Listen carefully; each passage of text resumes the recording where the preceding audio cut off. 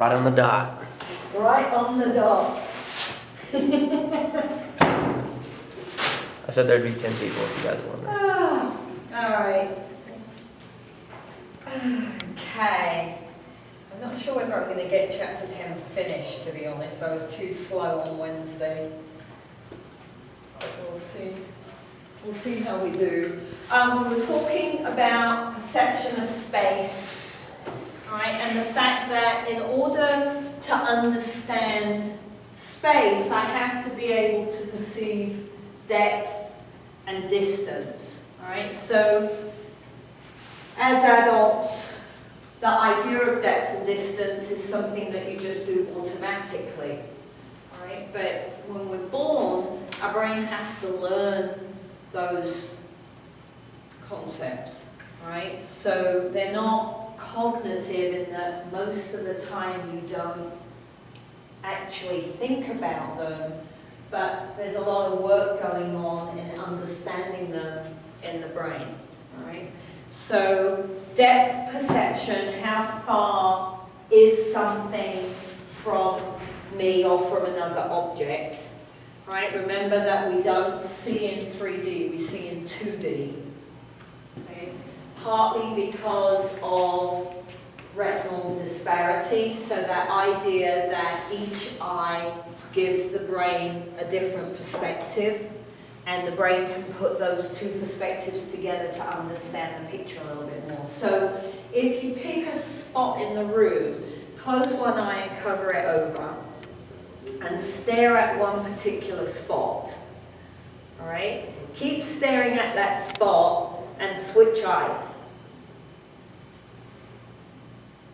All right, what happened to the spot? It shifts, right, from left to right, because our eyes don't pick up the same picture, right?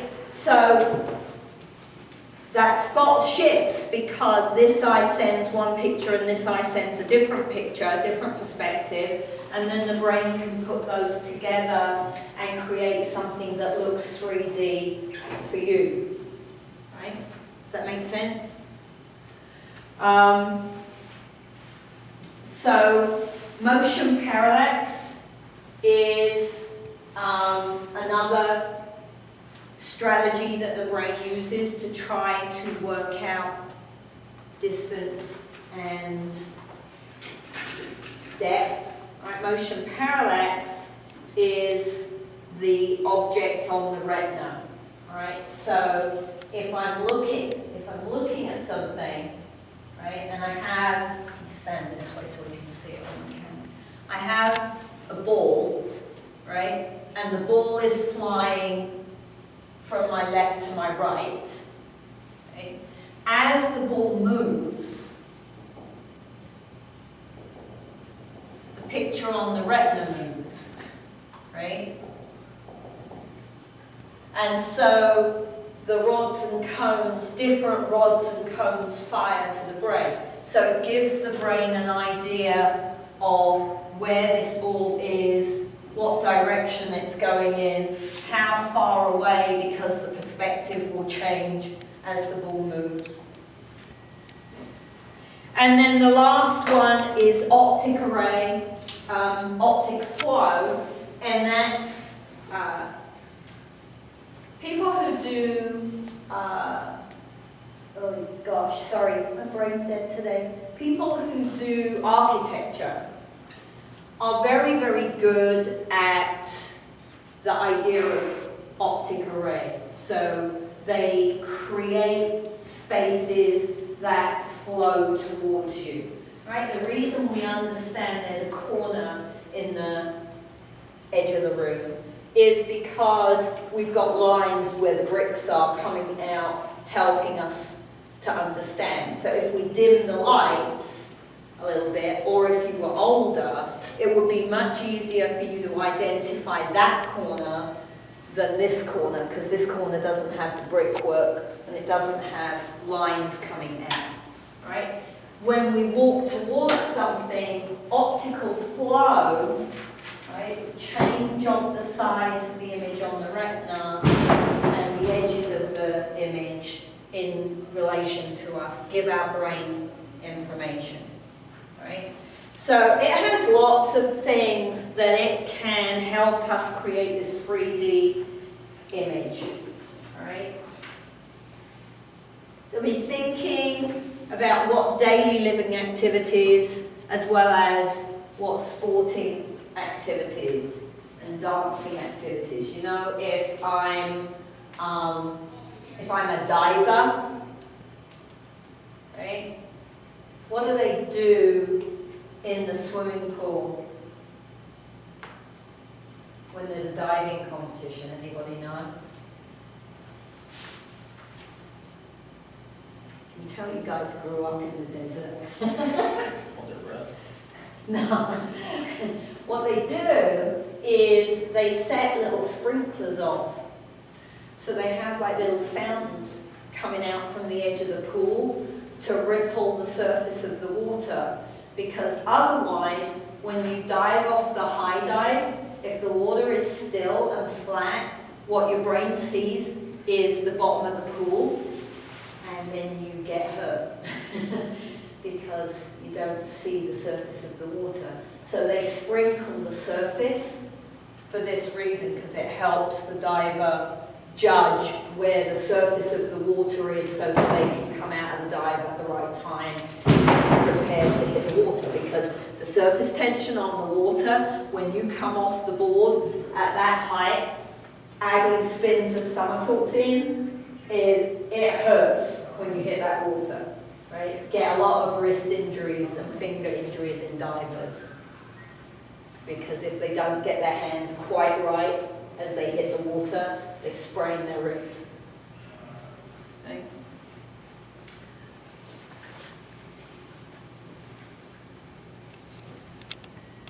That may be a bonus question. So, all right? So, we've got to understand space, and when we look at infants, obviously they have, if they're typically developing, they have eyes, right? They've got retina, they've got rods and cones, they've got all the structure in place for retinal disparity and motion parallax. But the brain has to learn what that information is telling it before they can really see it. So babies don't do depth perception. Right? Or distance is very well. So when they're grasping for things, that they don't. You know? It's not just that the thing might be too far away for the length of their arm. Even if you put it within their arm length, they will miss it. They hit it by accident rather than deliberately. Right? Because they can't judge where their hand has to go yet. Right? Be always thinking this is a functional, this part of the picture is functional, right? The perception is functional. The stimulus and the signal are structural. All right? So when if you use vision as a constraint, be specific about what is it about the vision that would cause the constraint. Because if you just say vision, and I've specifically said something structural or functional, and you just give me vision, that doesn't tell me whether you've got the right answer. All right?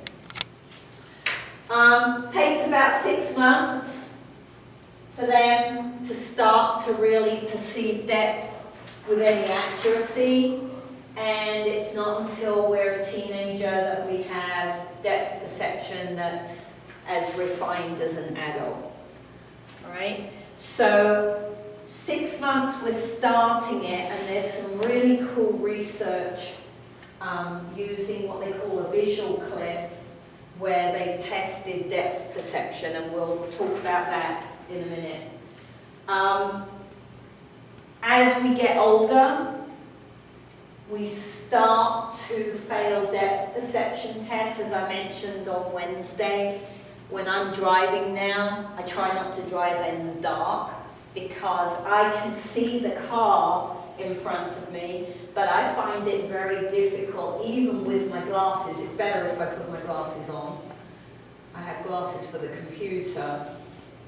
They help, but still, I find it difficult to judge where the car is. Right? So there's something about the understanding of the information that gets a bit skewy as we get older.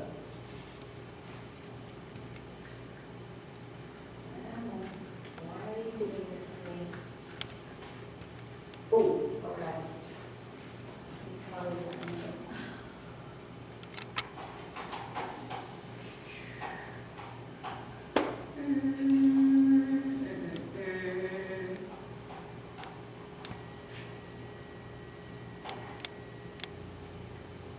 Where is that picture?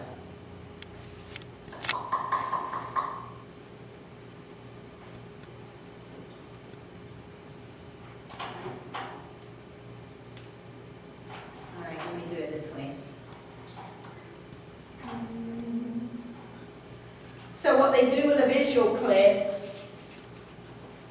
they put the child onto a table.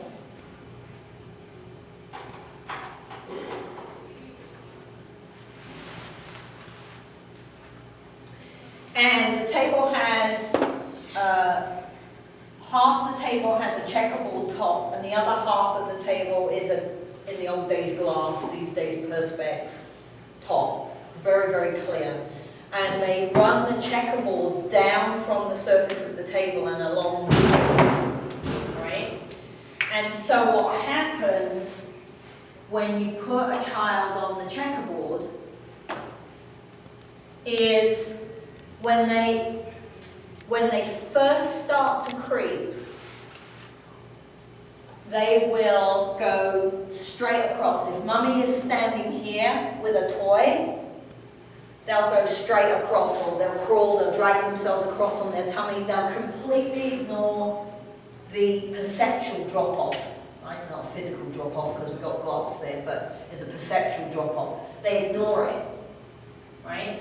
So that tells us that they don't see it, right? So after a few weeks of creeping, you put them back on the table, and mummy's standing there with the toy, and they'll go, whoa, and back up, and then they step, and they go, because mum's standing there with the toy, and they're looking, and they're like, whoa. Okay, so we know that starting to self-locomote helps the brain learn depth perception. Right? Because when they are only just self-locomoting, they don't see the cliff, and once they've got some practice, they do see the cliff. So it's a really cool set of experiments. It's a lot of fun to watch video of that, and you can find video on the website, on the internet quite easily. But I've actually seen a clip of film at a conference one time where the baby went across on its hands and knees, stopped at the cliff, looked at its mum, looked at the edge of the table, went over to the edge of the table, pulled itself up, crept around the edge of the table, holding on to get to mum to get the toy. It was very cool. So it's a fascinating set of research.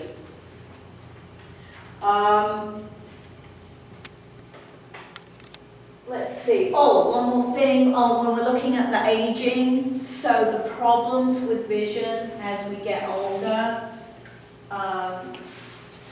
usually are to do with structural changes rather than functional changes. All right. So my ability not to see, my problem with driving isn't because all of a sudden my brain can't interpret the information. It's because the information my brain is getting is starting to be degraded because my eyes are stiffening up or whatever the problem is with my sight, right? All right, so we said we have to understand space, we have to understand objects, all right? And again, it's difficult for you as adults to kind of take this seriously because obviously a ball is a ball, right? And a cow is a cow, not a dog. But anyone, Kelsey will have experience of this because she's done a lot of work with little people, but the others of you, some of you have experience with little people. When they first start drawing, right, this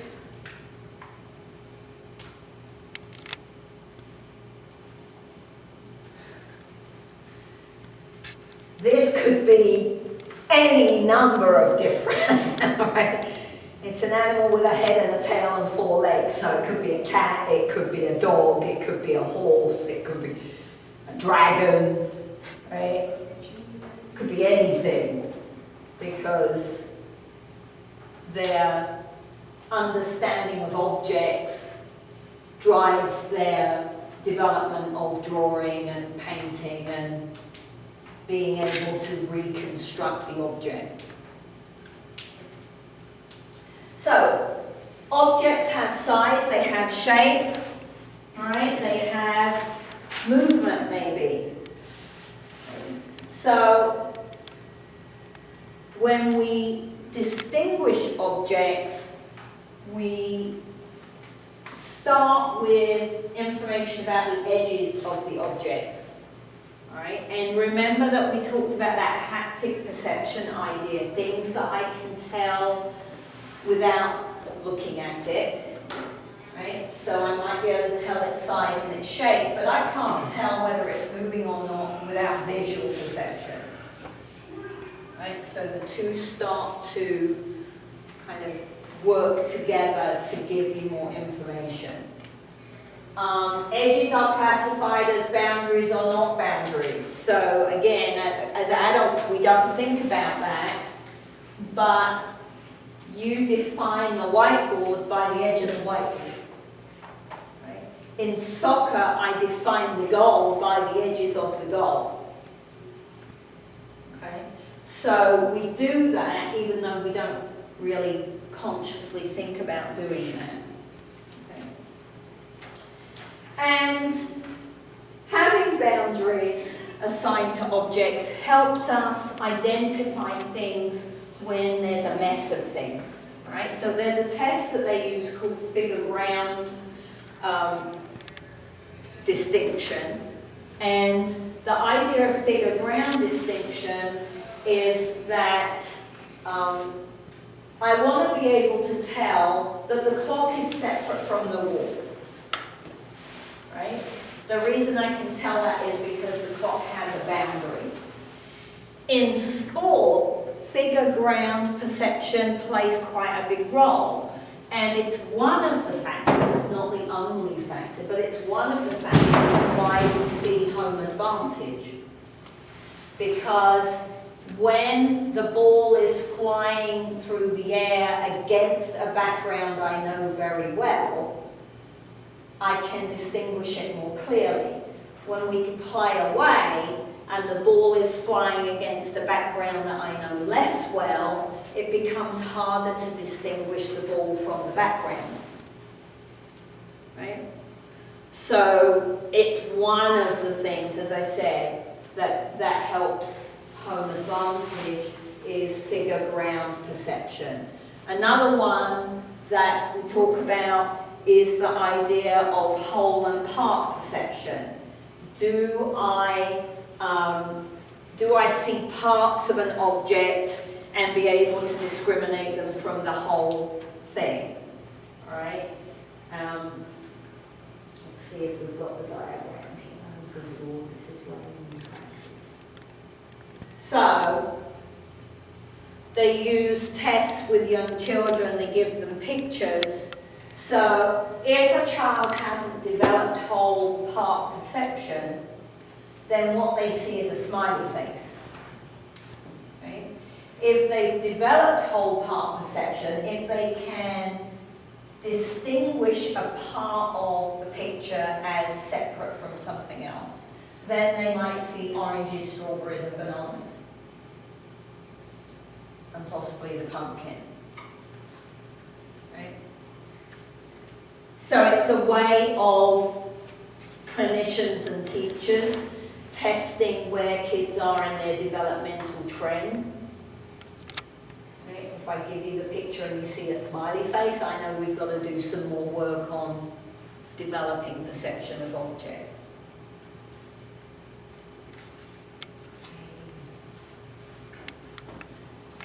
Remind me to get batteries. Thank you. So, figure, ground, whole part, shape and orientation is an interesting one because that impacts writing and numbers. Alright? So, for you guys, if I pick up a tennis racket and I hold the racket up by the handle, it's obviously a tennis racket, right? If I hold it up by the head of the racket and stick the handle up in the air, is it still a tennis racket?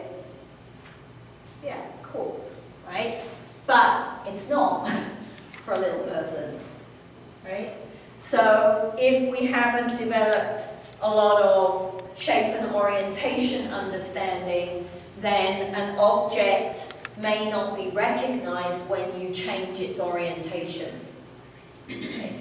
If you're dyslexic, certain forms of dyslexia are based upon having problems with object orientation. Right? So for example, if I have a circle and a line, right? If I put the line on the left-hand side of the circle, what letter do I have? B. A B. But if I put the line on the right-hand side of the circle, what letter do I have? Right? So, orientation of those two shapes changes the meaning of this, changes my understanding of this. So, one of the forms of dyslexia that you see is people who read, anytime they're reading, they identify a B as a D and they switch those two over. Right? So it makes it very difficult for them to read out loud, for example. So if you've got kids in class and you've got one kid that freaks out at having to read out loud, it might, or if you have someone who's dyslexic, you need to, these days it's changing a little bit because now kids are allowed to use computers and tablets and things in class. When I was in school, it was very hard for people who were dyslexic because you had to read out loud. Sometimes they actually made you come up to the front of the class and read out loud or do your sums on the board, right? But if B's are D's and numbers are flipped around, it gets a bit nerve-wracking. So object orientation is something your brain has to learn, but it's something very easy for us to work on the playground, right? Where is the cone in relation to the ball, right? They're not going to say left and right probably, because left and right is something that comes after this, right? But if you say, well, why don't you go and get the red ball that's over there at the side of the climbing frame, you can help their brain start to put things in place in relation to something else. So it's very easy to incorporate ideas that help them learn this on the playground. If you work with older children, particularly if you're in elementary school, it's a good way of identifying someone who's got some kind of delay, because they shouldn't be struggling with object orientation in elementary school.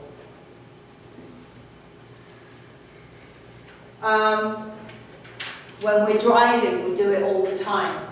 Right? If I'm driving along the road and I see a pair of feet under a parked car, did the car grow feet? No. It means there's a person standing behind the car, and I probably should slow down in case it's a child and they run out. Right? So, as I said, we do it automatically. We identify holes and parts of things all the time in everyday life. But we had to learn how to do that.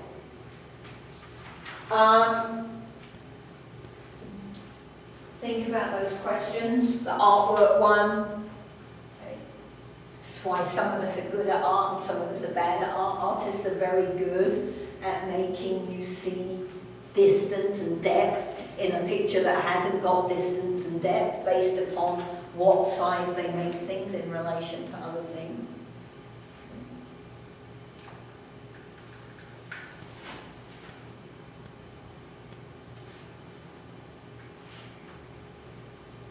So,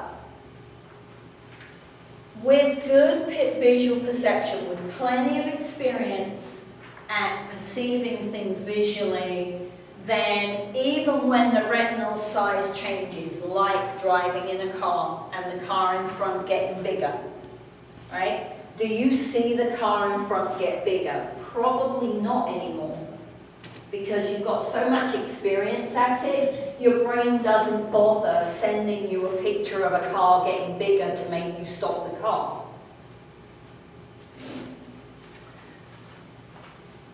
So, newborns are quite good at perception of size. They've done some work watching what their hand does when they put a particular toy in front of them. So even though they're not moving necessarily voluntarily, right, even though it's involuntary, they see changes in the shape of the hand and what the hand is doing based upon the toy that's being dangled. So, but you know, we're interested in what can we do to help them develop that on the playground. Right? The math people find it quite interesting to ask the kids, well, how far is that cone? How many steps would you have to take to get to that cone? Oh, let's see, let's count them and see.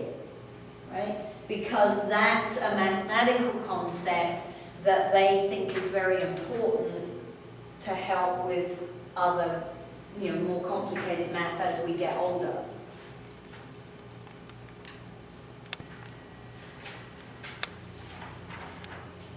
So, children can perceive faces. They do pay attention to orientation. They have trouble uncoupling things though. Do they identify mother's face more readily than others? I haven't read the most recent research, so I'm not sure what your book is going to tell you about. So, they used to say that they recognize mum by her smell rather than by her features in her face initially for the first few weeks. Right? Mum smells of breast milk, she smells different. So they know mum. Also, mum is with them all the time, they learn her voice.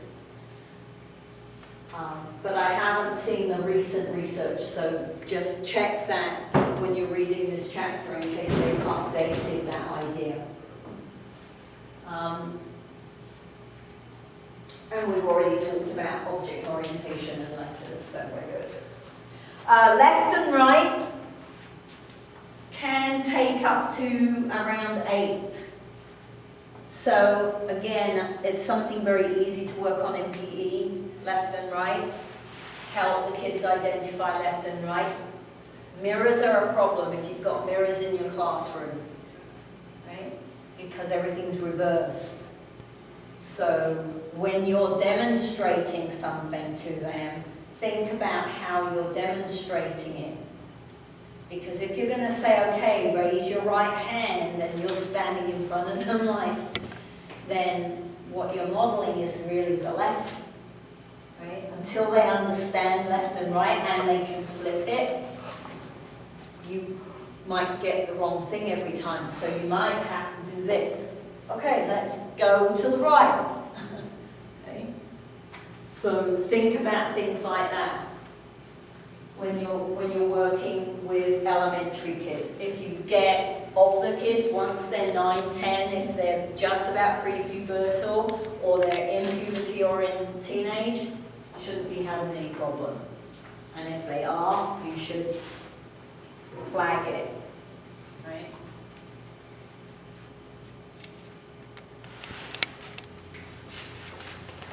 So motion, in order to play sport, we have to be able to identify motion.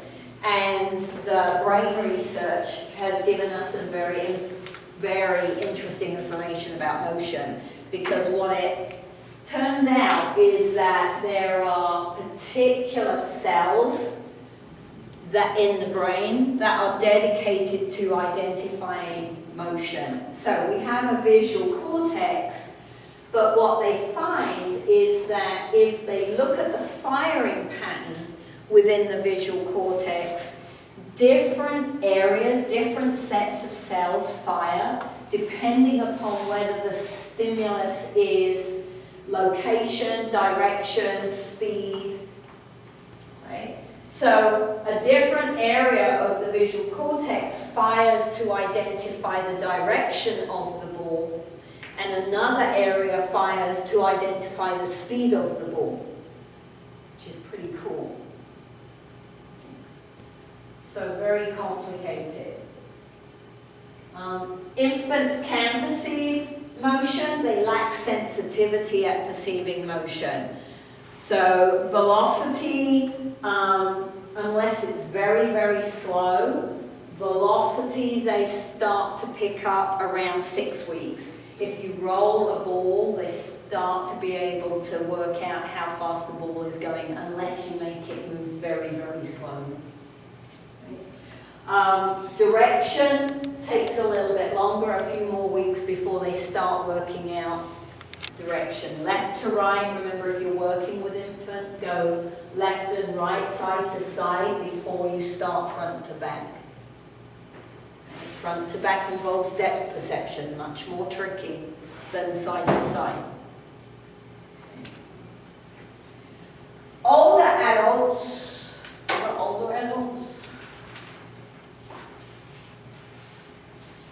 oh, sorry, stick with this one first. Infants look at new or novel objects over familiar ones. So if you sit them in a chair and you give them the same toy over and over again, and then you put them in the chair and you give them 2 toys, one of which they've never seen, they look to the new toy. Right? Curiosity, remember, humans are innately curious. We like to find out about things. And once they're habituated to something, it's hard to keep their attention on it.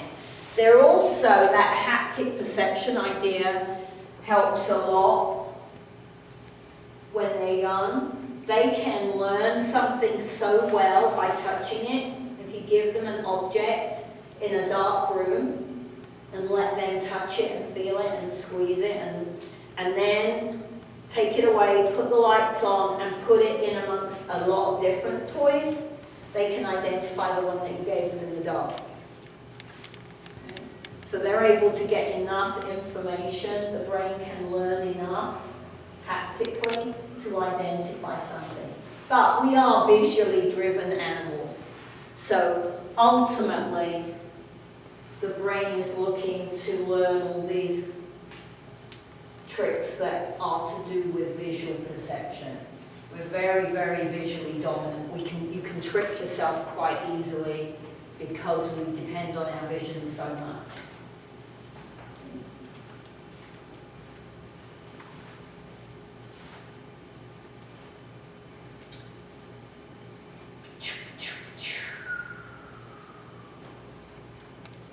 All right.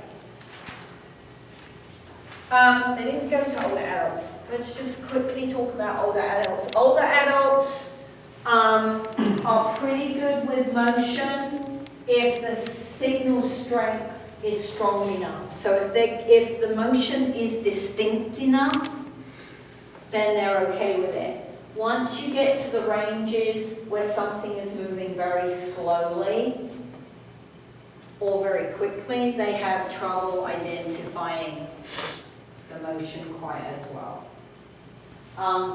Attention levels can impact. It's difficult to test the limits of visual perception in adults because you've got to be focused and paying attention, and getting people to pay attention is, for a long period of time, is tricky. So it's not easy to test that. Blind children, right? 2200, so about 80% loss of vision is clinically blind. So they may not be blind in the way we think of it, like they can't see anything, but they don't see things well enough for it to be really functionally useful, right? And what you'll see with movement behaviors in functionally blind children is, if we keep thinking about that idea, it's the curiosity that stimulates the movement, right? Once I can see well enough, remember the seeing is just a few weeks ahead of the creeping. Okay? So I'm curious to go and look at it. So if I can't see it, then we see a delay in the creeping. Not that they can't creep. Mechanically, there's no reason for them not to creep. But what drives the creeping is the visual curiosity, because they're seeing things. So if you're working with children who have very poor vision or are completely blind, you have to start coming up with some other ideas, right? Maybe put bells, get a ball with a bell, and shape the ball or the racket. You know, you've got to incorporate other senses to get them interested in wanting to move to a different part of the room. So we see quite a bit of delay in our progression of our skills. They get there, they will sit up, they lift their head, you know, they do all the things that a typically seeing child would do. They just tend to do it later. Creeping tends to be around 10 months, unless the parents are really aware enough to work with that and drive the curiosity a different way, right? Walking is usually, average for a typical child is 12 months. Walking for a blind child, I think, is around 15, maybe later. Let me see, walking. Yeah, 15 to 18 months for a blind child. All right, so we see some delay. Okay. So, how do we get the information, right? What are the receptors that get the information? So our awareness of where we are in relation to things, kinesthetic awareness, comes from information we get from proprioceptors, and we have somatosensors and we have vestibular. So if I'm trying to hit an overhead, right? Someone's lobbed me on the tennis court, and I'm moving backwards, and I'm watching the ball. How do I know where my arm is and where the racket is? Your head. Right? I'm not looking at it, right? So I've got all this other information coming from these proprioceptors. We're visually dominant, but we don't need vision to do everything, because we do a lot of things in sport that, and I'm going to put my hand on my racket in the exact, not me personally, because I'm not very good at overheads, but you know, someone who's good, they're going to put their hand on their racket in the exact right place to hit that ball. Yes? So how did the brain know where the hand was in relation to the ball that it's getting through vision? Proprioception. So somatosensors are things that are in our muscles and our tendons and our skin that give you brain information. So Golgi tendon organs, muscle spindles, joint receptors, pressure receptors, heat receptors. Vestibular apparatus is the proprioceptive organ that is in your ear, and it's made up of semicircular canals, the utricle and the saccule, and it's the major information for your brain on, am I upright, right? Am I on balance? Am I tipping over? Am I twisting? Because there's fluid inside the vestibular apparatus, and as the fluid moves, it jiggles these little hairs, and they send signals to the brain. So when I twist, my brain knows that this is different than this. Right? Very clever. Right? So, how do we position ourselves in relation to our environment? That's what we want to know when we're teaching movement. So some of these receptors appear to function prenatally. Right? The baby moves. The baby can, sometimes you see the baby put its thumb into its mouth. Well, how did it know where the thumb and the mouth were? You know, why doesn't it poke itself in the eye? Right? It puts its thumb into it. So if it can do that, then that would suggest that there are some proprioceptive messages going to the brain that it's able to interpret at that point. Right? They do respond to touch. So one of the reflexes was that stroking reflex, right? And the baby will turn its head in that direction. Well, if it's not getting information from the cutaneous receptors in its skin, why would the brain turn the head? Right? So we know that there's some functionality there. And the vestibular apparatus is working by around 2 months, right? They're starting to move the head and turn, you know, kind of roll their head on the blanket or the pillow. The brain must know where the head is, right? So it's a difficult one to research, but the more and more clever the brain research and these little electrode caps get, the more information we can learn about this kind of development. Okay, I'm going to stop there, all right, and pick up. We've probably only got a few more slides. We'll finish them off on Monday. I have these